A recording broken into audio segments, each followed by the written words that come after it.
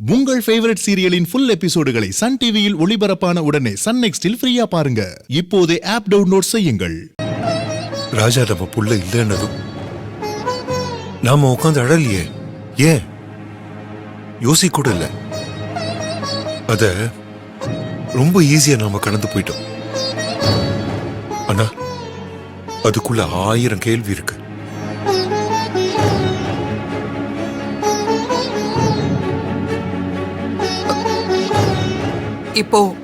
இப்போ எதுக்கு அதையெல்லாம் சொல்லிட்டு இருக்கீங்க?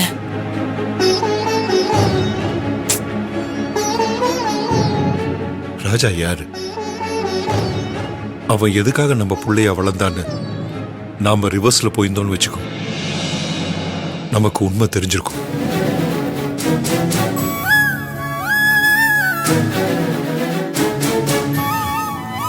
நம்மளோட உண்மையான புள்ளையும் கிடைச்சிருக்கும்.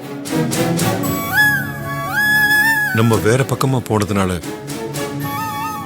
நம்ம புள்ளன்னு யார் யாரோ வராங்க. ஜெயராமனுக்கு முன்னால ஒருத்தன் வந்தான், அப்புறம் ஜெயராம வந்தான், அதுக்கப்புறம் அஞ்சலி வந்தா. எதுக்கு இவ்வளவு குழப்பம்? இங்க பாரு ஐஸ்வர்யா, நமக்கு ஒரு விஷயத்துல குழப்பமா இருக்கப்போ அந்த விஷயத்துல நாம உடனே முடிவெடுக்க கூடாது. அதுக்கான நேரத்தை நாம கொடுத்தோம்னு வச்சுக்கோ, அந்த குழப்பம் தீர்ந்து நமக்கு ஒரு தெளிவு கிடைக்கும். இப்ப இருக்கிற குழப்பத்துக்கும் நான் அதைத்தான் சொல்றேன். கொஞ்சம் பொறுமையா இரு. உன்னோட கேள்விக்கெல்லாம் விட நம்மளை தேடி வரும். கடவுள் நம்மளுக்கு நல்லது பண்றதுக்கு தான் இதை இப்போ தடுத்து நிறுத்த பார்த்திருக்காருன்னு நான் நினைக்கிறேன். இங்க பாரு ஐஸ்வர்யா, உன்னோட கோபம், ஆதங்கம், ஆத்திரம் எல்லாமே போயிடும் ஐஸ்வர்யா.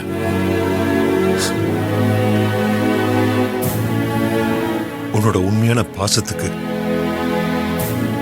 நம்மளோட உண்மையான குழந்தைய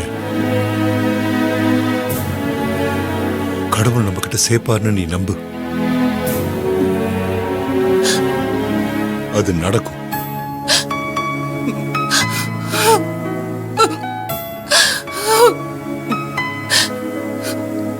கடவுள் நமக்கு நல்லது பண்ணுவாராங்க.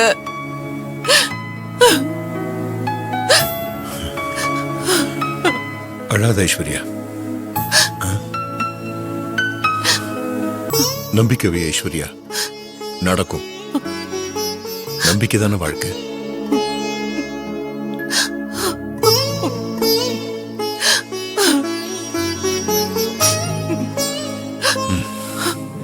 Relax relax.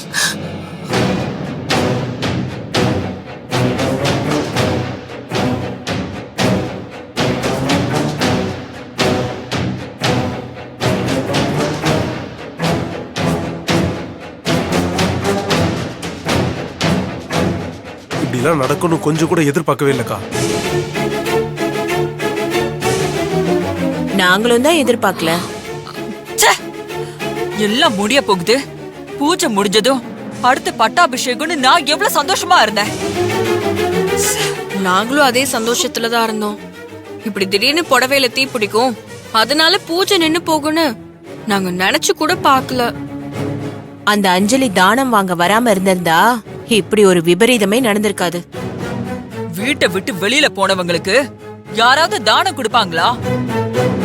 எல்லாம் ஏதோ திட்டமிட்ட சதி மாதிரி தான் தெரியுது.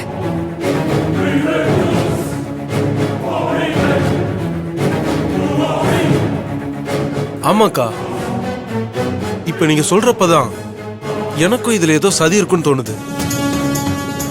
ஆமாக்கா, தானம் வாங்கறதுக்கு வேற யாரையோ ஏற்பாடு பண்ணிருந்தாங்க.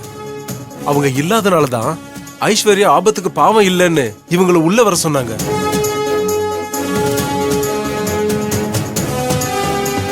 எல்லாம் இந்த பரமேஷ் மாமாவோட வேலையா தான் இருக்கும். அதனாலதான் அவர் டக்குன்னு அவங்களுக்கு போன் பண்ணி வர சொல்லிட்டாரு. நாங்களும் கண்ணுல விளக்கெண்ணைய ஊத்திக்கிட்டு சுத்தி சுத்தி தான் வந்தோம். ஆனா அவர் இப்படி ஒரு கோல்மால் பண்ணிருக்காரு. ஒருத்தருக்கு 3 பேர் இருந்தோம் இப்படி கோட்டை விட்டுட்டு வந்து அடுத்தவங்க மேல பழி சொல்றீங்களே, வெக்கமா இல்ல உங்களுக்கு எல்லாம்?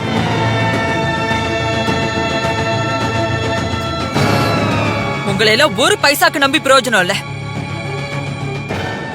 அப்படிலாம் சொல்லாதீங்க. இத எந்த பிரச்சனையும் இல்லாம நடத்தி முடிக்க நாங்க எவ்வளவு கஷ்டப்பட்டோம் தெரியுமா? இவ்ளோ ஏன், நான் மட்டும் இல்லனா இந்த பூஜை எப்பவோ நின்னு போயிருக்கும். விளக்கு அணைஞ்சா பூஜை நடக்காதுன்னு சொன்னாங்கல்ல, அந்த விளக்கு பூஜை அன்னைக்கு நிஜமாவே அணைஞ்சு போயிடுச்சு. ஏய், நான் தான் அது யாருக்கும் தெரியாம ஏத்தி வச்சேன். விளக்கு அணைஞ்சது மட்டும் யாருக்காவது தெரிஞ்சிருந்துச்சுன்னா பூஜை எப்பவோ நின்னு போயிருக்கும். ஏய், இது நீ என்கிட்ட கூட சொல்லல. மா, உனக்கு தெரிஞ்சிச்சுன்னா அப்புறம் ஓட்ட வாயால எல்லாருக்குமே தெரிஞ்சிரும். அதனாலதான் உன்கிட்ட சொல்லல. ஒருவேளை அந்த விளக்க அணைச்சது அஞ்சலியா இருக்குமோ?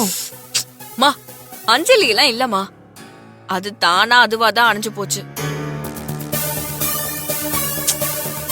அக்கா, அது மட்டும் இல்லக்கா, என் கையில இருந்த காப்பு கயிறு அவுந்து விழுந்துருச்சுக்கா.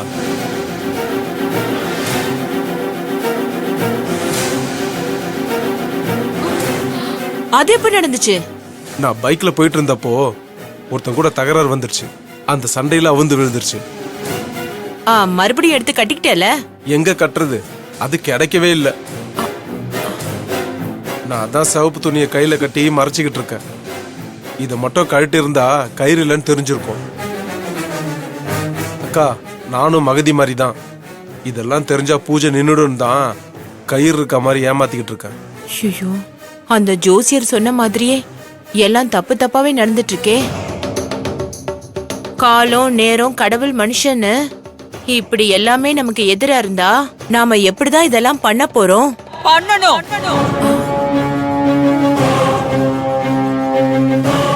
எல்லாத்தையும் மீறி நம்ம நினைச்சத நடத்தி காட்டணும். எப்படின்னு வாய பொழந்தா வாயில மண்ணுதான் விழும்.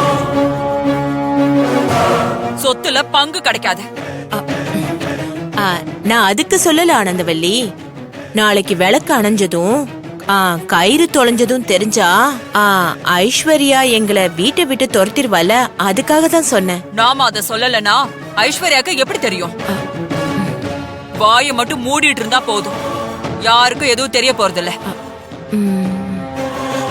சரிக்கா, அடுத்து நம்ம என்ன பண்ண போறோம் அது சொல்லுங்க. ஐஸ்வர்யா என்ன பண்ண போறான்னு பொறுத்து இருந்து பார்த்துட்டு தான் அடுத்து நாம மூவ் பண்ண முடியும். அவங்க பணிக்கர் வரதா சொல்லிருக்காங்க. அப்படின்னா பணிக்கர் வரட்டும். வந்ததும் நம்ம என்ன பண்ணலாம்னு முடிவு பண்ணிக்கலாம். நீங்க கிளம்புங்க.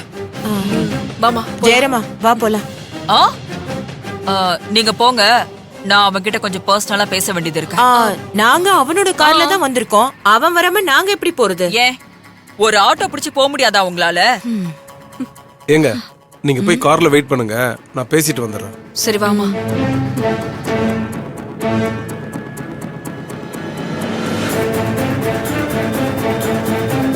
என்ன ஜெயராமா, நடக்கிற விஷயங்கள்லாம் பாக்குறப்ப உனக்கு பட்டாபிஷேகம் நடக்கிற மாதிரி தெரியலையே. என்னக்கா நீங்களே இப்படி சொல்றீங்க? நடக்கிறதெல்லாம் வச்சு பார்த்தா அப்படிதான் தெரியுது. என்ன வேணா நடந்துட்டு போட்டும்க்கா, ஆனா அந்த ஜமீனுக்கு நான் வாரிசாய் காட்டுவேன். அதுக்காக நான் எந்த எக்ஸ்டெண்டுக்கு வேணாலும் போக ரெடியா இருக்கேன். ஆமா. அதே மாதிரி நீ வாரிசு ஆகலனா நானும் எந்த எக்ஸ்ட்ரீம் வரைக்கும் போவேன். அதையும் நீ கொஞ்சம் ஞாபகம் வச்சுக்கோ. என் கனவை செதைச்ச உன்ன சும்மா விட்டுருவேன்லாம் நினைச்சிராத. உன்னை அப்படியே உண்டுலன்னு குரு தெரியாம பண்ணிடுவேன். அதுக்கெல்லாம் அவசியமே இருக்காதுக்கா. நான் இதுல தோக்க மாட்டேன். அப்படியே தோத்தாலும் அங்க யாரையும் உயிரோட விட மாட்டேன். இங்க பாரு, எனக்கு அந்த ஜமீன் வேணும். இல்ல அந்த ஜமீன் சுத்தமா இருக்கவே கூடாது. இந்த ரெண்டுல எதையாவது ஒண்ணு நீ பண்ணு.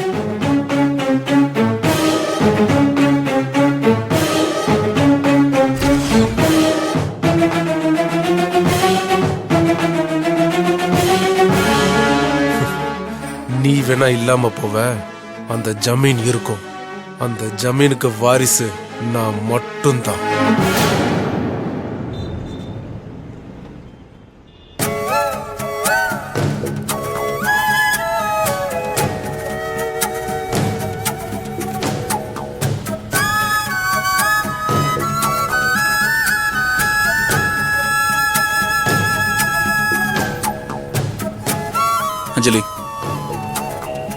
அதான் கோயிலுக்கு போயிட்டு வந்துட்டோம்ல, அப்புறம் எதுக்கு எனக்கு கவலைப்பட்டு இருக்க?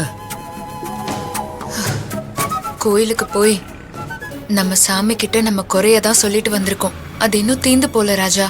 அது எப்படி உடனே தீரும்? சாமியா இருந்தாலும் மனுஷங்களா இருந்தாலும் எல்லாத்துக்கும் ஒரு ப்ராசஸிங் டைம்னு ஒன்று இருக்கு இல்லையா? இப்போதானே கோரிக்கை வச்சுட்டு வந்திருக்கோம். அதோட பலன் கிடைக்கிற வரைக்கும் நம்ம வெயிட் பண்ணி தான் ஆகணும். நீ சொல்ற, ஆனா என்னால வெயிட் பண்ண முடியல. அத்தைக்கு ஏதாவது ஆயிடுமோன்னு மனசு இன்னும் அடிச்சுக்கிட்டே இருக்கு. இதை பாரஞ்சலி, ஒரு விதத்துல இந்த அசம்பாவிதம் நடந்ததுனால தான் இந்த பூஜை நின்னுது. ஜெயராமனுடைய பட்டாபிஷேகமும் தள்ளி போச்சு. அப்படி ஒரு பாசிட்டிவ் விஷயம் இருக்குல்ல அதுல. ராஜா, அத்தையோட உயிருக்கு ஆபத்துங்கிறதே நெகட்டிவான விஷயம் தானே. அதை எப்படி நாம சாதாரணமா விட முடியும்?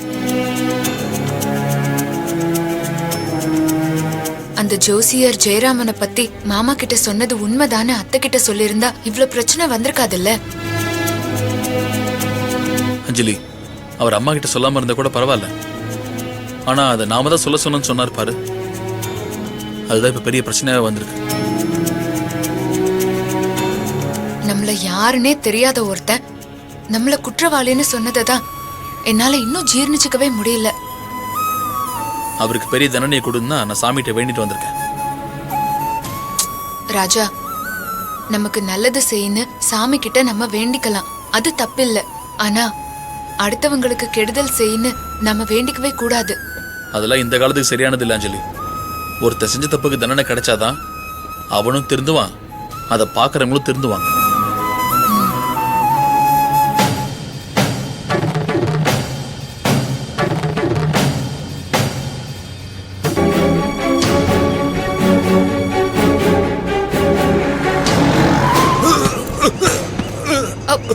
ஐயோ ராஜா, கொஞ்சம் வண்டியை நிறுத்து.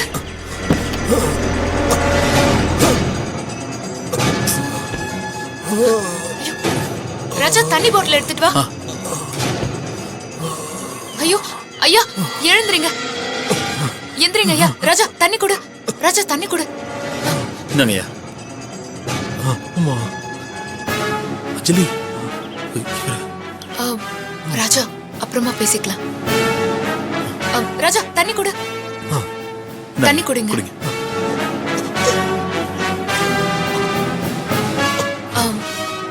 என்னங்க ஐயா, அடி ரொம்ப பலமா பட்டுருச்சா? நான் செஞ்ச பாவத்துக்கு இந்த அடியெல்லாம் போதாதுமா. அவன் இடிச்சதுக்கு நான் செத்தே போயிருக்கணும். என்னங்க ஐயா இப்படி எல்லாம் சொல்றீங்க? தப்பே செய்யாத ஒருத்தங்க மேல நான் பழிய சொன்ன பாவிமா. அது என்ன போட்டு பாடா படுத்தது.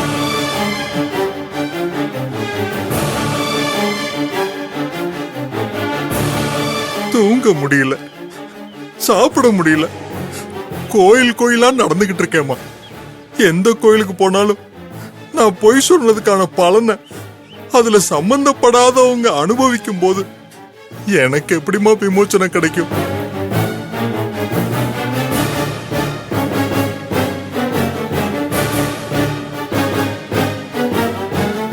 உங்க ரெண்டு பேரையும் நான் இதுக்கு முன்னாடி எங்கேயோ ஜமீன் வீட்டுல பாத்திருக்கீங்க.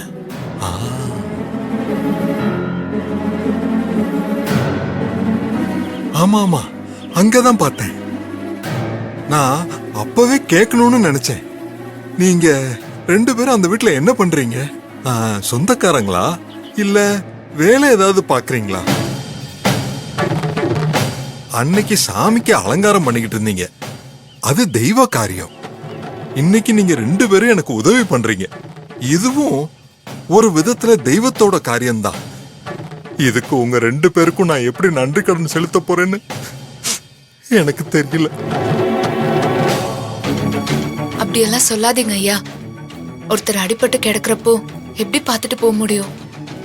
நான் நீங்க யாருன்னு கேட்டேன். நீங்க ரெண்டு பேரும் பதிலே சொல்லலையே. அந்த பதில் உங்களுக்கு கஷ்டமா இருக்கும். நாங்க யாரோவாவே இருந்துட்டு போறோம். அதுல எனக்கு என்னமா கஷ்டம் சொல்லுங்க.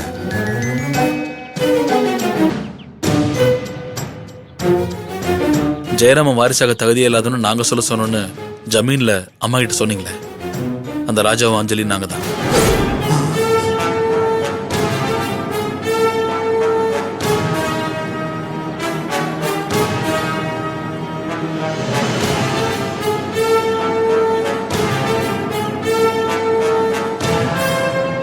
தம்பி, என்ன மன்னிச்சிருப்பா. ஐயா, ஐயோ என்ன மன்னிச்சிருமா. இப்படி என்ன பண்ணாதீங்க. மன்னிச்சிரு. நீங்களாம் எங்க கால்ல விழக்கூடாது. ஐயோ, தப்பு செஞ்சவங்க மன்னிப்பு கேட்கும் போது தகுதி பார்க்க கூடாதுமா. துரோகத்துல தெரிஞ்சவங்களுக்கு செய்யற துரோகத்துக்கு கூட ஒரு காரணம் இருக்கும். இப்படி தெரியாதவங்களுக்கு பண்ற துரோகம் ரொம்ப மோசமானது. ஐயா, நீங்க ஜோசியத்தை தப்பா சொல்லிட்டீங்களா? இல்ல மாத்தி சொல்ல முடியாதுன்னு எங்களை மாட்டி விட்டீங்களா? இல்லம்மா, நான் என்னைக்குமே ஜோசியத்துல தப்பு பண்ணதில்ல. நான் சொன்ன பலன் உண்மையானதுதான். ஆனா நான் என் உயிரையும் என் குடும்பத்தையும் காப்பாத்திக்கிறதுக்காக நீங்க தான் ஒரு பெரிய பொய்ய சொல்லிட்டேன்.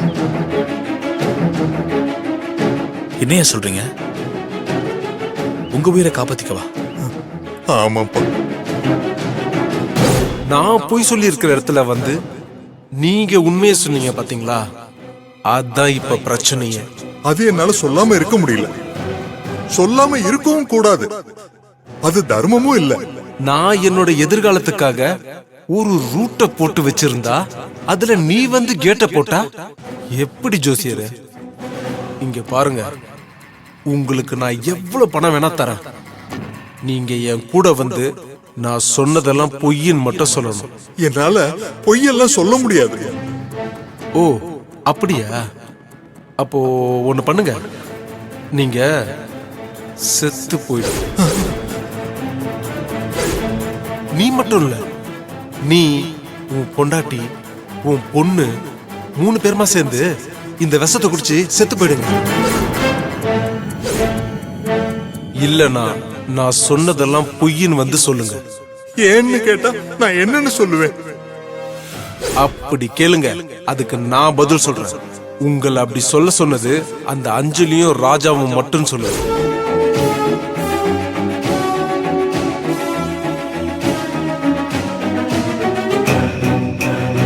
இப்போ நான் என் உயிரை பணைய வச்சுதான் உங்ககிட்ட சொல்றேன். அந்த ஜெயராமனுக்கு மட்டும் இது தெரிஞ்சிருச்சுன்னா என்னையும் என் குடும்பத்தையும் கொன்னு போட்டுருவான். உயிரை விட பொய் சொல்லிட்டோமே, யாரோ தெரியாதவங்கள இதுல சிக்க வச்சிட்டோமேன்னு நான் கவலைப்படாத நாளே இல்ல. உங்ககிட்ட உண்மையை சொன்னதுனாலதான் ஓரளவுக்கு எனக்கு நிம்மதி கிடைச்சிருக்கு. உயிர் போனா போட்டுமா.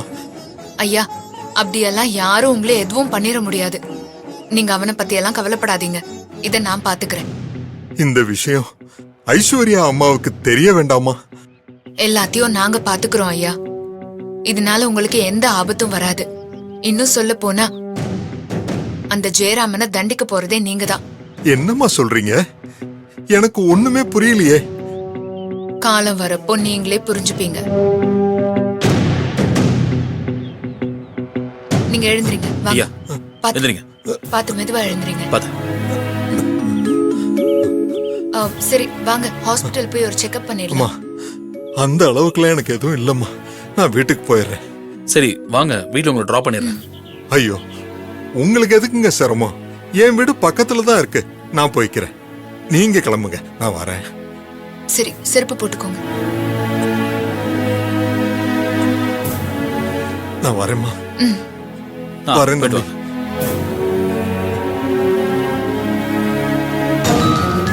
பாத்தியா அஞ்சலி, கடவுள் எப்படி தண்டிச்சாரு பாரு.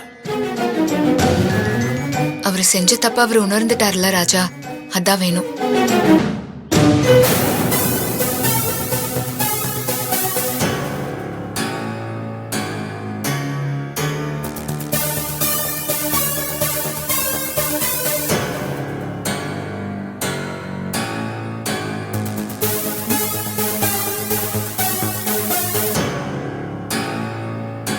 மா, என்னம்மா எந்த கோட்டையை பிடிக்க இப்படி யோசனை பண்ணிட்டு இருக்கா? இருக்கிற கோட்டையே கோட்டை விட்டுட்டு இருக்கோம். இதுல புதுசா ஒரு கோட்டையை பிடிக்க போறமாக்கும். அப்புறம் எதுக்கு இப்படி யோசிச்சுட்டு இருக்கா? இது ரொம்ப நாளா என் மனசுல உறுத்திட்டு இருக்க ஒரு விஷயம். அத இப்ப யோசிக்கலனா அப்புறம் எப்பவுமே யோசிக்க முடியாம போயிடும். சரி, விஷயம் என்னன்னு சொல்லு. எனக்கு தெரியாம தான் கேக்குறேன். நாம என்ன அந்த ஜெயராமனை ஜமீனாக்கிறதுக்காகவா இவ்வளவு தியாகம் பண்ணிட்டு இருக்கோம்? 1 வருஷம் 2 வருஷம் இல்லடி, முள்ளங்கி பத்த மாதிரி முழுசா 25 வருஷம் உன்னை ஜமீன்தாரணியா உட்கார வைக்க நடந்த போராட்டம் இது. இப்ப என்னமோ எவனோ ஒரு ஃப்ராடு பயல அந்த நாற்காலியில உட்கார வைக்கவா நாம இப்படி நாயா பேய அலையிறோம்? நம்ம கனவெல்லாம் எங்கடி போச்சு? இப்படி அடுத்தவங்களோட கனவுக்காக எதுக்கு நம்ம இப்படி பாடுபடணும்? மா, உனக்கு நான் எத்தனை முறை சொல்றது, இந்த போராட்டம் அவனுக்காக நம்ம நடத்துறது இல்ல. இது நமக்காக மறைமுகமான போராட்டம். ஜெயராமனை நமக்கு முன்னால ஒரு கேடயமா வச்சுக்கிட்டு நாம நம்ம இலக்கை நோக்கி போய்கிட்டே இருக்கோம், அவ்வளவுதான். ஏய், எல்லாம் நல்லபடியா முடிஞ்சு நாளைக்கு அந்த ஐஸ்வர்யா ஜெயராமனை ஜமீன் வாரிசா உட்கார வச்சுட்டா, நீ கேடையன்னு சொல்றவன் நாளைக்கு நமக்கு கோடாலியே ஆக மாட்டானா? அவன் ஜமீன் வாரிசா உட்காரணும். அவன் உட்கார்ந்தாதான் அந்த அஞ்சலி நம்மள விட்டு போவா. அஞ்சலி மட்டும் இல்லடி, சொத்தும் நம்ம கைய விட்டு போயிடும்.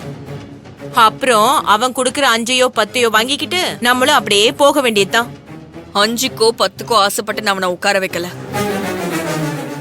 அஞ்சலியை ரிமூவ் பண்ணி அவனை நம்ம உட்கார வைக்கிறோம். அடுத்து அவனை எப்படி ரிமூவ் பண்றதுன்னு எனக்கு தெரியும்.